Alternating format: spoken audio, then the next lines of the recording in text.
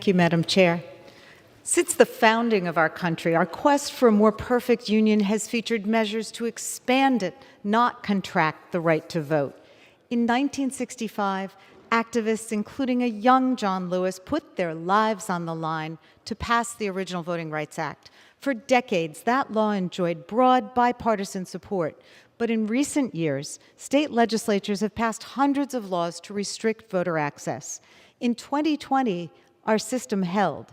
It held because voters turned out in overwhelming numbers. It held because election officials did their jobs faithfully, regardless of party. It held because brave officers of the U.S. Capitol and Metro Police defended our Constitution.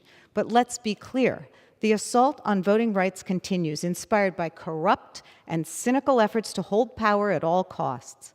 We must do our job to protect and reinforce our democratic system against these new threats because it won't hold indefinitely. I urge all Americans to hold the line, to protect and defend our democracy. I urge swift passage of the John Lewis Voting Rights Advancement Act by the House and the Senate. I yield back.